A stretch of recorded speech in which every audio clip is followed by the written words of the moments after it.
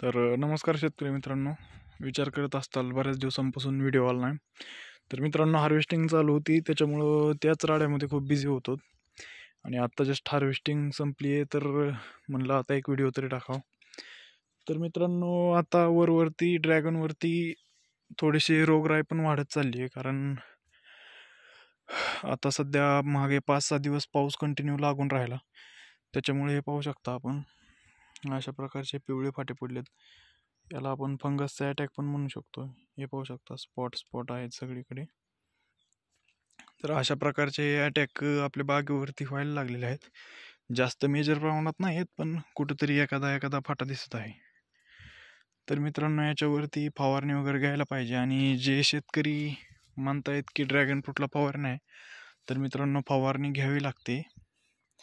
आता असे जर काही नैसर्गिक गोष्टींमुळं जर काही रोगराई वगैरे आली, तर आपल्याला फवारणी घ्यावी लागते. मुंगीसाठी पण आपल्याला एक कीटकनाशक घ्यावंच लागतं. आणि हुमणी अळीच्या नियंत्रणासाठी पण आपल्याला कीटकनाशक घ्यावं लागतं. आणि आता तर फंगसचा अटॅक पण वाढत चाललेला आहे. बरेच शेतकऱ्यांचे मला मागे पण कॉल आले की आमच्या बागेवरती खूप फंगस आहे. म्हणजे साध्या रेडवरती फंगसचा अटॅक जास्त आहे, जम्बोवरती आणि सीवरती एवढ्या काही जास्त प्रमाणात नाही आहे. त्याच्यामुळे आता वरती फवारण्या वाढतच जाणार आहे त्याला. पण फवारण्यांचा खर्च काही मेजर नसणार आहे, त्याच्यामुळं फवारणी घ्यायला काही अडचण नाही.